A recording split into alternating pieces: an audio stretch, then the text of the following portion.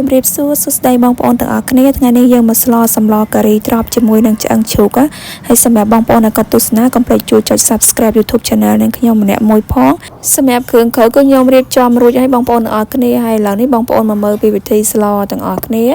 មុនដំបូងមកអស់ក៏ខ្ញុំដាក់ដាំឆ្នាំងឲ្យក្តៅចាក់ទឹកខ្ទិះដូងចូលហើយកូរឲ្យឡើងឈ្ងុយឲ្យរីងទឹកខ្ទិះដូងយើងតិចសិនណាហើយយើងធ្វើអញ្ចឹងគឺក្លិនឈ្ងុយណាបងប្អូនទាំងអស់គ្នាបន្តទៀតក៏ខ្ញុំដាក់ប្រហុកដែលខ្ញុំច្រាមហើយនឹងមកសាភៀបាយចូលកូរឲ្យឡើងឈ្ងុយកូរឲ្យឡើងឈ្ងុយឲ្យរៀងនិយាយទៅឡើងឈ្ងុយហ្មងបងប្អូនហើយបន្តមកទៀតគឺខ្ញុំដាក់គ្រឿងបុកហើយនឹងស្លឹកក្រូចសើចហើយសម្រាប់គ្រឿងបុកហ្នឹងគឺមានសក្តិរំដេងហើយនឹងខ្ទឹមសអញ្ចឹងណាយើងកូរឲ្យឡើងឈ្ងុយមកបងប្អូនហើយបន្តមកទៀតគឺខ្ញុំដាក់ម្ទេសកូរ៉េទឹកម្ទេសកូរ៉េនិយាយទៅខ្ញុំអត់មានម្ទេសផ្លោកខ្ញុំប្រើទឹកម្ទេសកូរ៉េហ្នឹងគឺស្រៀងនឹងម្ទេសផ្លោកដែរបងប្អូនគឺយើងដាក់យកពណ៌ក្រហមណាហើយក៏តែវាមិនសូវក្រហមខ្លាំងដូចម្ទេសផ្លោកយើងហើយបន្តមកទៀតគឺខ្ញុំដាក់ជាមួយនឹងឆ្អឹងជ្រូកចូលហើយសម្រាប់ឆ្អឹងជ្រូកនេះគឺប្រហែលជា6ខាំអីបងប្អូន7ខាំបន្តមកទៀតគឺខ្ញុំដាក់សណ្តែកដីចូលនិយាយទៅដាក់សណ្តែកដីបន្តិចទៅឲ្យឡើងក្លិនឈ្ងុយហើយយើងកូរសាច់ជ្រូកយើងឲ្យរាងឆ្អិនតិចមកបន្តទៀតខ្ញុំដាក់ទឹកត្រីចូលបន្តិចស្ករសកន្លះស្លាបព្រាបាយប៊ីចេងមួយចុងស្លាបព្រាបាយនិងអំបិលកន្លះស្លាបព្រាបាយ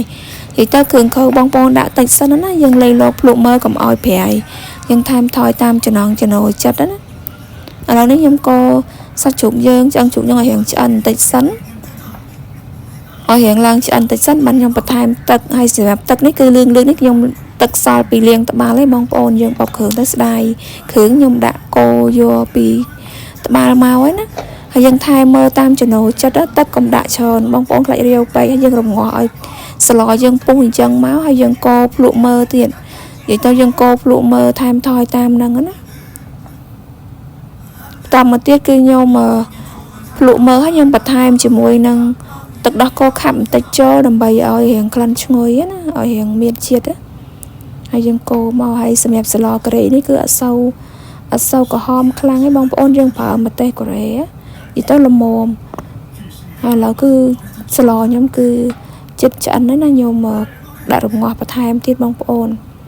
បន្ទាប់ពីឆ្អឹងជ្រូកយើងរាងឆ្អិនហើយខ្ញុំបន្ថែមបន្លែយើងគឺត្រប់ហើយសម្រាប់ត្រប់នេះគឺ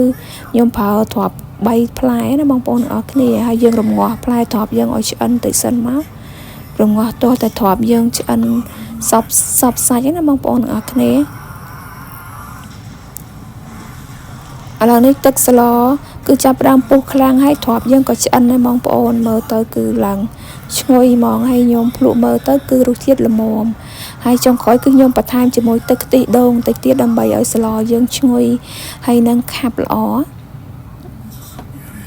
ហើយបើសិនជាខ្ញុំនិយាយទៅមានខុសឆ្គងអីសូមបងប្អូនទាំងអស់គ្នាអភ័យទោសផងហើយខ្ញុំថែមម្ទេស2ផ្លែទៀតយកពណ៌ស្អាតដែរណាបងប្អូនទាំងអស់គ្នាហើយបងប្អូនឲ្យគាត់ទស្សនាបងប្អូនអាចសាកស្លតាមវិធីហ្នឹងក៏បានដែរនិយាយទៅងាយណាហើយស្លក៏ឆ្ងាញ់ដែរហើយអរគុណបងប្អូនទាំងអស់គ្នាសូមជម្រាបលាជួបគ្នានៅវីដេអូក្រោយទៀត